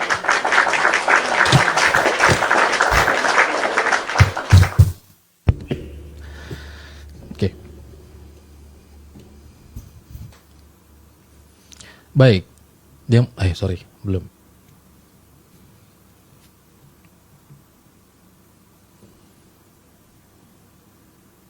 Bentar ya teman-teman. Oke. Baik. Tadi kan pertanyaan saya yang pertama ya. Bagaimana Ustadz Yusuf PI menyatakan bahwa Injil sekarang menjadi ajaran, bukan kitab lagi Ustaz, atau bagaimana? Gitu ya. Nah, karena di dalam surah Maryam 30 yang Ustadz Yusuf PI juga sendiri sampaikan ya pada mula itu tadi yang di awal ya, di dalam bahasa Arabnya saya kira Ustadz Yusuf PI lebih tahu. Ya, dalam bahasa Arabnya disebut itu kitab apa bukan tuh Ustadz? Ya. Nah, disebutkan bahwa itu kitabah. Nah, lalu kemudian yang diterima jadi ajaran. Jadi sebenarnya kitab apa ajaran nih? Ya kan? Nanti dibilang lagi kitab berisi ajaran. Nah, jadi sebenarnya yang mana? Pengakuan dia sejak bayi ya. Sejak bayi dia sudah ngaku tuh bahwa dia nabi sejak bayi, dan dia ngaku sudah akan diberi kitab. Nah, pertanyaan kita tadi kan sederhana itu, bahwa kapan itu diberikan? Ya, di dalam konteks apa dia mengajarkan itu kepada orang-orang Israel waktu itu gitu loh. Ya, dalam konteks apa? Nah, maksudnya ada ajaran dari Injil yang dia sampaikan itu apa sih? Di mana dia menerima kitab itu gitu loh. Yang problemnya adalah sekarang Ustadz, hari ini teman-teman dipaksa beriman kepada Injil, tapi kan tidak punya satupun tuh. Apapun, tidak ada.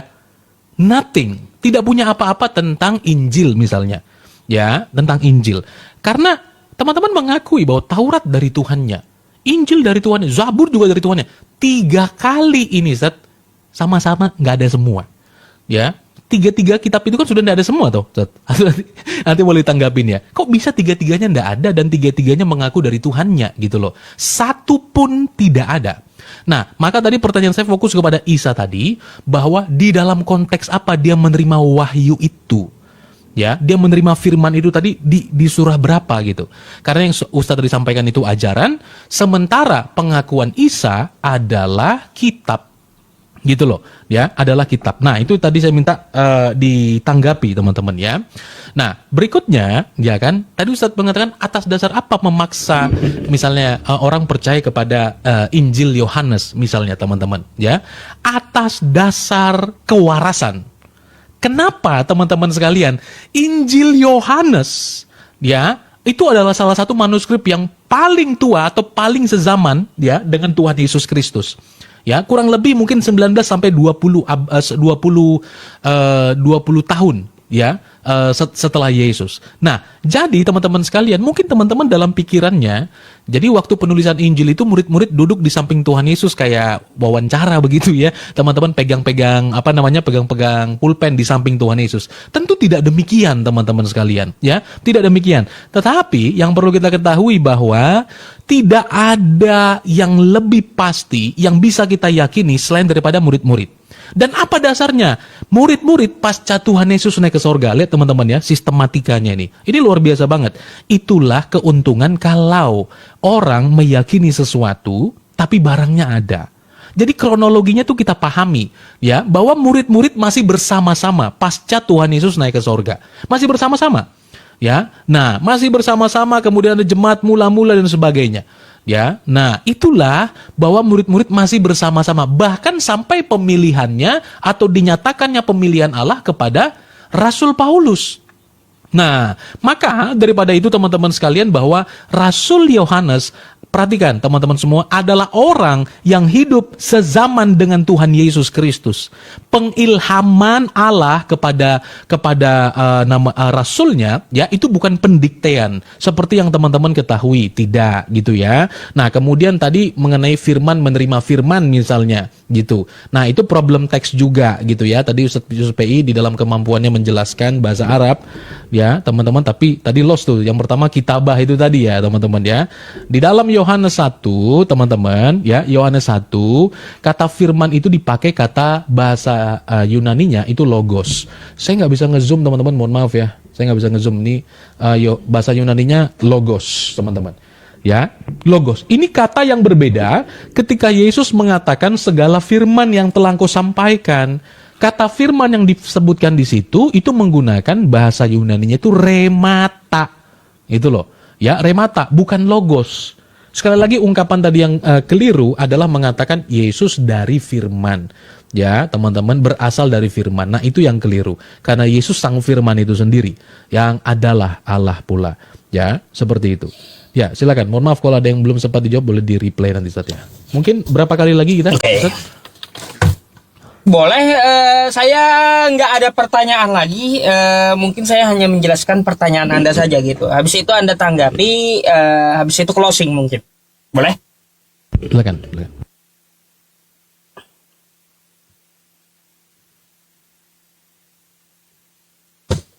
Oke, ya teman-teman, saya tidak akan bertanya lagi ke Bang Jeki. Ya, tinggal Anda aja menilai jawaban dia. Tetapi saya masih berkewajiban karena tuntutan masalah Injil tadi. Kata Bang Jeki di situ, ya, dikatakan kosakata kitab. Katanya kitab itu, ya pastilah kita tahu bentuknya buku. Gak tentu Bang Jeki. Alkitab itu, ya, berasal dari kosakata kataba, yang artinya tulis, buku, kitab, kewajiban, ataupun ketetapan. Contoh nih, saya kasih contoh ayat Qur'annya ya. Kosakata kitab bukan buku, tapi ketetapan. Quran surah Al-Maidah ayat 32. Saya bawakan dulu. Nih. Min ajli dzalik, kata benar. Nih. Dari kosakata kataba, yang diterjemahkan apa? Ketetapan. Satu lagi, ya, Al-Baqarah ayat 183. Nih. Ya ayyuhalladzina amanu kutiba. Diterjemahkan apa? Diwajibkan. Maka ketika di Maryam 30, ya, di Maryam 30, kosakata kitab di sini, nih, ya, artinya Nabi Isa itu menerima ketetapan dari Tuhan, maksudnya. Bukan terima buku, gedebuk buku kitab, bukan. Tapi ketetapan dari Tuhan. Nah, lalu mana ketetapan dari Tuhan itu? Ya, dapat kita lihat lagi. Nih, di Al-Maidah ayat 46 tadi saya jelaskan, Nabi Isa ini terima Injil. Dan kalau kita lihat Injil itu sekarang diletakkan Allah di mana? Nih, dan kami telah turunkan kepadamu Al-Quran dengan membawa kebenaran. Membenarkan apa yang sebelumnya. Jadi apa perkataan Nabi Isa di Al-Quran dan cerita tentang Nabi Isa di Al-Quran, itulah Injil yang pernah diturunkan oleh Allah Subhanahu wa Ta'ala kepada Nabi Isa. Gitu Bang Jeki maksudnya. Maka dari itu kata Allah, ambillah dan putuskanlah perkara, ya, antara mereka menurut apa yang diturunkan Allah. Karena apa? Al-Quran itu adalah kitab verifikasi dari kitab sebelumnya. Kitab-kitab atau ajaran sebelumnya itu telah berubah-ubah. Contoh kitab Anda, tiap tahun kan ada revisian yang terbaru. Maka sebenarnya yang pernah diturunkan kepada Nabi Isa itu seperti apa? Karena dapat kita lihat, ya, Quran surah Al-Baqarah ayat 79. Fawailul lilladzina yaktubuna al-kitaba biaydihim thumma yaquluna hadza min 'indillah liyashtaru bihi thamanan qalila. Fawailul lahum mimma katabat aydihim wa wailul lahum mimma yaksibun. Celakalah orang yang menulis kitab, memasukkan ideologinya ke dalam kitab tersebut untuk mengambil keuntungan yang sedikit. Lalu dikatakannya ini dari Allah. Contohnya ada kitab yang setiap tahunnya selalu revisi gitu loh Bang. Untuk apa direvisi? Mengambil keuntungan yang sedikit. Lalu dikatakan ini kitab dari Allah. Firman Tuhan bisa direvisi manusia. Waduh, wa ma huwa min indillah. Padahal itu bukan kitab dari Allah. Makanya Allah simpan bagaimana ajaran Nabi Isa yang sebenarnya. Inna hadza la fis suhufil ula. Al-Quran ini adalah kitab yang utama. Silahkan Anda lihat Al-Quran, apa cerita tentang Nabi Isa dan apa yang diajarkan Nabi Isa. Innallaha huwa rabbi wa rabbukum fa'buduh hadza siratum mustaqim. Dan menyembah Tuhan Allah adalah jalan yang lurus. Itulah Injil, mentauhidkan Tuhan semesta alam. Itu maksudnya. Jadi lihatlah gitu, lihatlah. Makanya kami tidak mengatakan kitab Anda salah semua. Kalau diverifikasi oleh Al-Quran, maka kami akui itu adalah kebenaran dari Yesus. Nggak kami katakan salah semua. Gitu. Makanya kan ada di kitab Anda, aku akan kembali kepada Bapakku dan Bapamu, Tuhanku dan Tuhanmu, Allahku dan Allahmu. Makanya di Al-Quran, Innallaha huwa rabbi wa rabbukum fa'buduh. Sesungguhnya Allah adalah Tuhanku dan Tuhanmu. Gitu maksudnya. Tanggapan akhir Bang, tanpa pertanyaan, dan habis itu saya closing duluan, habis itu Anda closing. Oke. Ya, jadi yang pertama Ustadz Yusuf PI menunjukkan bahwa kata itu juga dipakai untuk bla bla bla. Tapi kata itu tidak persis sama itu. Bisa disebutkan ketetapan, bisa disebutkan ajaran, ya. Tetapi katabah itu tadi yang kita mau persis sama. Itu kan tadi yang Ustadz Yusuf PI sampaikan itu, ya, itu dengan ayat atau dengan kalimat dalam bahasa Latin yang saya baca ya, itu beda banget tuh.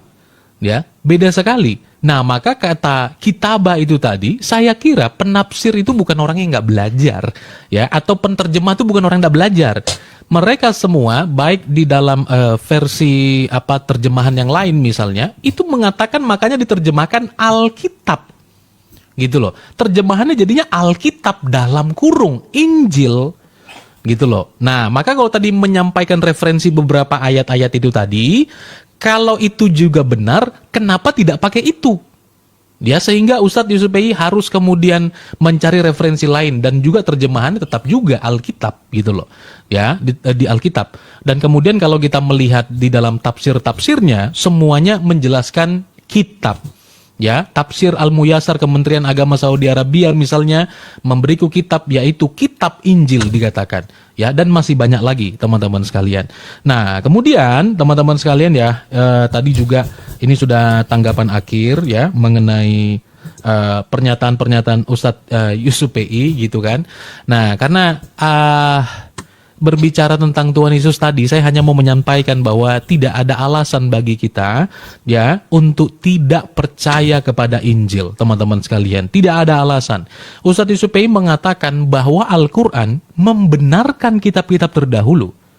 Apakah hari ini ungkapan teman-teman itu membenarkan kitab-kitab terdahulu atau menyala-nyalai kitab-kitab terdahulu? Ya, nah kenapa? Kalau teman-teman kita mau meletakkan itu ya kepada sesuatu yang sangat logis, kita mau menyatakan sesuatu itu saya yang membenarkannya, yang dibenarkan itu mana barangnya? Bagaimana mungkin kita meletakkan kitab sucinya Ustadz Yusuf PI yang ibaratnya dari sisi waktu itu jauh lebih modern? Kalau tadi dikatakan revisi supaya tidak salah, yang direvisi revisi terjemahan. By the way, ya, Quran Kemenak itu puluhan kali revisinya terjemahannya direvisi. Kalau teman-teman bisa bahasa Injil, bisa bahasa Yunani, bisa bahasa bisa bahasa Ibrani, ya monggo aja baca. Tapi jangan sampai tidak mengerti maknanya, itu tidak jadi apa-apa itu dalam iman Kristen. Kalau kita komat kamit atau kita ngomong bahasa aslinya bagus lantunannya, kita tidak tahu artinya, masuk dalam neraka. Kalau kita tidak mengerti Yesus Kristus adalah kebenaran di dalam Injil itu. Nah, itulah sebabnya teman-teman sekalian bahwa kita sebagai orang Kristen tuh sangat bersyukur sekali. Di dalam Lukas pasal 24, Tuhan Yesus menyebut 3 kitab. Yaitu, Yesus berkata, semua yang tertulis tentang aku dalam kitab Taurat Musa, kitab para nabi, Mazmur Daud, harus digenapi. Itu kata Tuhan Yesus. Ya, nah tetapi kalau kita melihat misalnya kitab menyatakan bahwa ada nama nabinya Ustadz Yusuf PI yang disebutkan di dalam Taurat dan Injil. Itu disebutkan ada nabi yang ummi yang namanya disebutkan tertulis dalam kitab mereka, yaitu Taurat dan Injil. Sampai detik ini itu tidak pernah ada. Itu mungkin tema yang lain ya, tapi itu pernyataan saya hari ini menyatakan bahwa memang tidak ada. Gitu loh. Nah, maka kalau tadi kita berbicara tentang kitab dan mengatakan dituliskan dan revisi, yang pertama itu yang direvisi adalah revisi terjemahan, dan juga kitab suci dalam konteks Kemenak Quran juga revisi terjemahan bahkan puluhan kali. Ya, teman-teman. Dan itu bukan ada masalah tuh. Kami orang Kristen tidak teriak-teriak, wow, mosok direvisi. Kami tahu yang direvisi itu terjemahan, ya, karena itu tidak masalah gitu teman-teman sekalian. Yang tidak boleh merubah makna itu yang tadinya Yesus disalib jadi tidak disalib. Nah, itu perbedaan sangat artinya dan maknanya juga sekaligus berubah, ya. Nah, itu dia teman-teman sekalian ya, dan teman-teman yang juga mendengarkan jawaban Ustadz Yusuf PI dan saya juga, ya. Sekali lagi saya katakan, tidak ada alasan bagi kita untuk tidak percaya kepada kitab Injil, kepada orang-orang yang hidup sezaman dengan Tuhan Yesus. Rasul-rasulnya ada 12. Orang-orang yang percaya kepada Tuhan Yesus, bahkan pasca Tuhan Yesus naik ke sorga, itu bertambah teman-teman sekalian. Di dalam Kisah Para Rasul pasal yang kedua, bahkan bertambah 3.000 jiwa. Banyak hal yang dituliskan oleh rasul-rasul dan yang mereka jelaskan, mereka terangkan. Itu sangat amat, ya teman-teman, sangat amat membuat kita tahu bahwa ajaran itu, teman-teman, yang datang daripada sorga, itu adalah ajaran yang benar. Dan Roh Kudus mengilhamkan kepada semua mereka untuk boleh percaya kepada Injil. Seperti itu.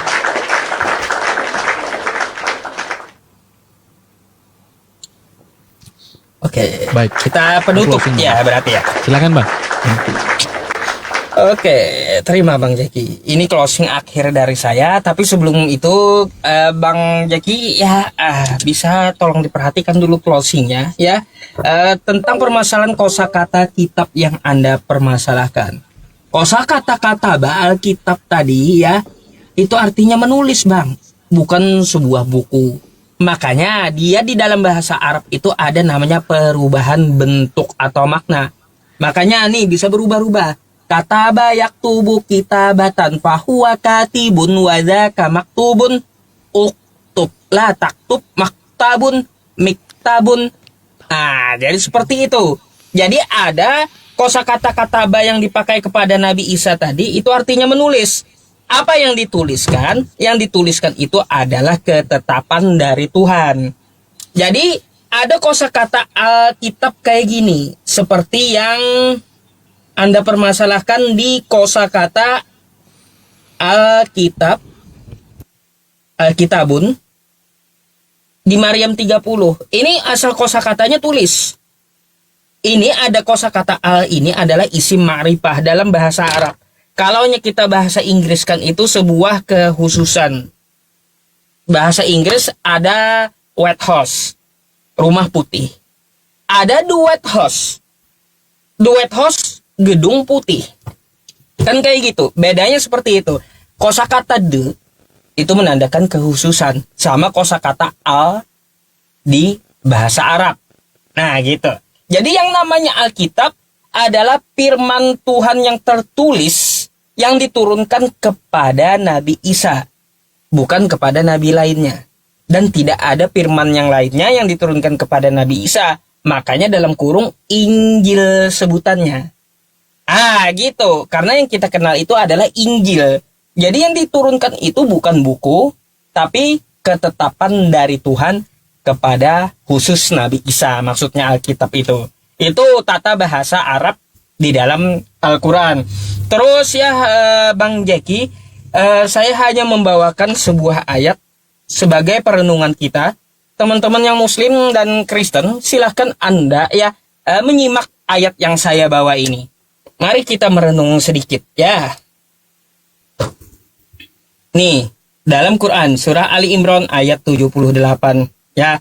Qala Allah Ta'ala ya, a'udzubillahi minasyaitonirrajim. Wa inna minhum lafariqan yalwuna alsinatahum bil kitab litahsabuhu minal kitab wa ma huwa minal kitab wa yaquluna huwa min indillah wa ma huwa min indillah wa yaquluna 'ala Allahil kadhiba wa hum ya'lamun.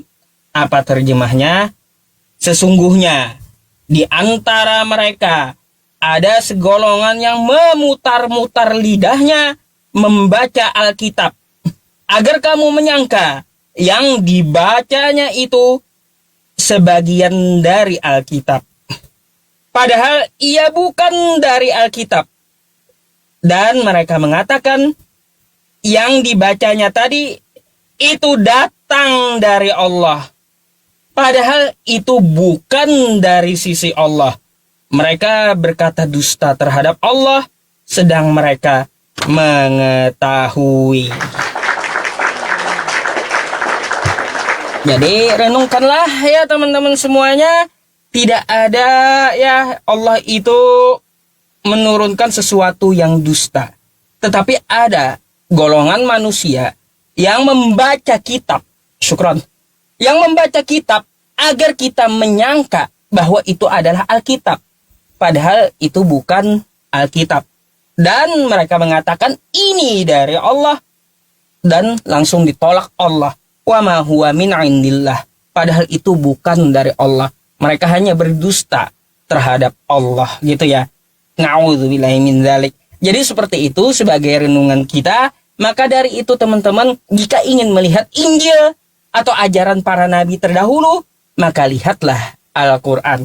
Inna hadza lafis suhufil ula. Sesungguhnya Al-Quran ini adalah kitab yang sangat utama gitu. Suhufi Ibrahim wa Musa.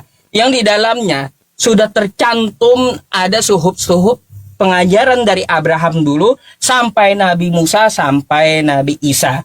Maka dari itu ya teman-teman, Shadaqallahul Azim, maha benar Allah dengan segala firman-Nya. Dan terima kasih untuk Bang Jeki ya atas diskusinya malam hari ini. Saya mohon maaf kalau ada kekurangan penyampaian, kosakata yang menyinggung ya. Dan semoga diskusi ini menjadi penambah wawasan dan bahan berpikir untuk kita semuanya. Terima kasih. Ya, ada firman yang keluar dari mulutku akan mengerjakan dan tidak mungkin gagal. Nah, teman-teman sekalian terkasih dalam Tuhan Yesus Kristus, bahwa kita percaya Allah juga tidak gagal. Dia menjaga firman-Nya.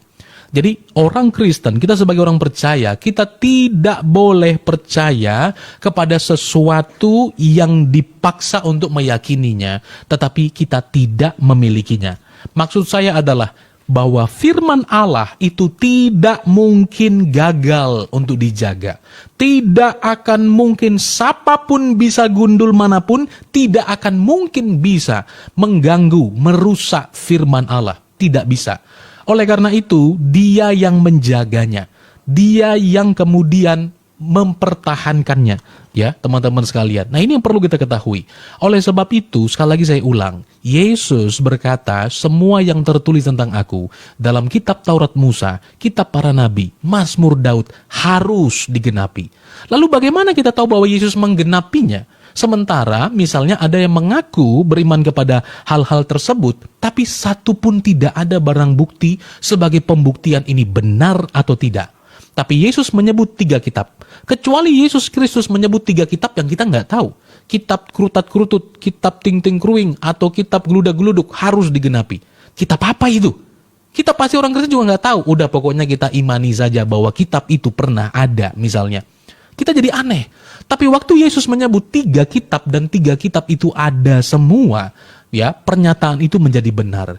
Jadi kita lantas memang tidak bisa percaya kepada sesuatu yang menyatakan misalnya membenarkan apa misalnya, ya, karena yang diyakini sudah tidak ada. Nah, oleh sebab itu teman-teman sekalian bahwa apa yang sudah dikatakan oleh Rasul Paulus dan para rasul yang lain bahwa antikristus sudah muncul. Orang-orang yang memutarbalikkan Injil telah muncul dikatakan sejak dari zaman Yesus. Itu disampaikan sejak dari zaman rasul-rasul. Orang-orang yang berusaha memutarbalikkan firman yang seolah-olah Injil, yang seolah-olah kebenaran, tapi ternyata itu bukan sesuatu yang benar. Teman-teman, tidak ada alasan untuk tidak percaya kepada kitab Injil, karena itu adalah firman Allah. Perhatikan apa yang Tuhan Yesus katakan, dan masihkah kita berpikir ini hanya manusia? Tuhan Yesus berkata, inilah kehendak Bapa-Ku, yaitu setiap orang yang melihat anak dan percaya kepadanya beroleh hidup yang kekal, dan supaya aku membangkitkannya pada akhir zaman. Saya mau tanya kepada teman-teman sebelah, menurut kalian siapa yang membangkitkan orang pada akhir zaman? Akankah kalian menyebut nama Nabi atau menyebut nama Tuhanmu? Yesus berkata, aku bangkitkan pada akhir zaman. Apakah ada manusia bisa menyatakan seperti itu? Tidak ada. Ungkapan Yesus berikutnya. Tuhan Yesus berkata dalam Yohanes 10 ayat 28. Yesus berkata, teman-teman sekalian, bahwa aku memberikan hidup yang kekal. Waktu saya tanya kepada teman-teman lintas iman, menurutmu teman-teman, siapakah yang memberi hidup kekal? Akankah engkau menyebut nama nabimu atau menyebut nama Tuhanmu, sang pemberi hidup kekal itu? Saya ragu kalau teman-teman menjawab nama nabi, tapi kamu akan menyebut nama Tuhanmu. Lalu siapa Yesus? Ketika dia berkata, aku memberikan hidup yang kekal kepada mereka, dan mereka pasti tidak akan binasa. Satu-satunya kitab suci untuk keselamatan yang menyatakan pasti hidup kekal, itu hanya dalam Alkitab dan pernyataan Tuhan Yesus sendiri. Oleh karena itu, teman-teman sekalian, Tuhan Yesus berkata, dia yang memberi hidup kekal dan dia yang membangkitkan pada akhir zaman. Dan ungkapan terakhir daripada Tuhan Yesus dikatakan, bahwa kalau kamu tidak percaya, akulah dia, kamu mati dalam dosamu. Itu yang dikatakan oleh Tuhan Yesus. Oleh sebab itu, bahwa Injil adalah firman Allah. Dan tidak akan mungkin ada satupun manusia mampu dapat mengubahnya. Karena sang firman Allah itu adalah kebenaran. Iya dan amin. Oke, terima kasih. Terima kasih banyak. Nanti tema yang lain bisa melalui WhatsApp lagi ya. Nanti ada tema yang saya ajukan lagi. Boleh. Oke. Terima kasih Ustadz, selamat malam. Terima kasih. Ya, selamat Sehat-sehat malam. selalu, Saya izin Ustadz. pamit dulu. Sehat selalu. Terima kasih. Sehat selalu juga. Terima kasih. Oke, teman-teman semuanya, di closingnya ada statement yang ya saya rasa itu adalah sebuah framing yang wajib dan harus saya jawab gitu ya. Siapa yang menghakimi di yaumil qiyamah nanti? Maka mari kita buka sebuah ayat. Ya, bukanlah Yesus yang menghakimi, tetapi alaihissallahu bi ahkamil hakimin. Bukankah Allah hakim yang seadil-adilnya? Ya, gitu kawan-kawan. Kalau Yesus atau Nabi Isa, apakah dia akan menjadi hakim di yaumil qiyamah nanti? Enggak. Nabi Isa atau Yesus itu malah dihakimi gitu, dihakimi. Nih ya. Nih, mari kita baca Al-Maidah 116. Wa idza qala Allahu ya Isa ibn Maryam, a anta qulta lin-nasi takhiduni wa ummi ilahaini min dunillah? Qala subhanaka ma yakunu li an aqula ma laysa li bihaq in kuntu qultuhu faqad 'alimtah ta'lamu ma fi nafsi wa la a'lamu ma fi nafsik innaka anta 'allamul ghuyub. Dan ingatlah ketika Allah berfirman, konteksnya ini di mana teman-teman? Di hari pembalasan nanti. Allah akan mengumpulkan seluruh nabi dan langsung berfirman kepada Nabi Isa. Nabi Isa langsung atau Yesus langsung dihadapkan kepada para penyembahnya. Langsung ditanya Allah, "Hai Isa putra Maryam, adakah kamu mengatakan kepada manusia, jadikanlah aku dan ibuku dua Tuhan selain Allah?" Maka Nabi Isa menjawab, "Ya, Maha Suci Engkau. Tidak patut bagiku mengatakan yang bukan hakku mengatakannya. Jika aku pernah mengatakannya," kata Nabi Isa, "aku adalah Tuhan dan sembahlah aku, maka tentulah engkau telah mengetahuinya." Jadi seperti itu. Selama di dunia, padahal kata Nabi Isa, "Ma qultu lahum illa ma amartani bihi an i'budullaha rabbi wa rabbakum." Padahal selama di dunia, kata Nabi Isa, aku tidak pernah mengatakan kepada mereka kecuali apa yang diperintahkan Allah kepadaku, yaitu sembahlah Allah, Tuhanku dan Tuhanmu. Itu yang diajarkan Nabi Isa. Maka dari itu ya teman-teman semuanya, ya Yesus berkata di Matius 7 nomor 21, pada hari akhir dia akan mengusir yang menuhankan dan yang memakai nama Yesus. Makanya di Al-Quran kita direkam, Nabi Isa akan dihakimi atau Yesus akan dihakimi oleh Allah di hari kiamat nanti. Padahal Yesus atau Nabi Isa mengatakan di dalam Lukas 4 nomor 8, sembahlah Allah, kepada Dia saja engkau berbakti. Nabi Isa mengatakan, ma qultu lahum illa ma amartani bihi ani abudullaha rabbi wa rabbakum. Aku tidak pernah mengajarkan kepada manusia kecuali sembahlah Allah, Tuhanku dan Tuhanmu. Makanya Yesus ada juga berkata kan, aku akan kembali kepada Bapakku dan Bapamu, kepada Allahku dan Allahmu. Itu ya di hari kiamat. Jadi kayak gitu ya teman-teman semuanya. Ya kalau aja bahas itu ya pasti hangus Kristen sama saya. Nggak bakal bisa diwaluhi saya. Kawan kita kebanyakan makan pepaci masalahnya. Makanya ya teman-teman, maha benar Allah dengan segala firman-Nya.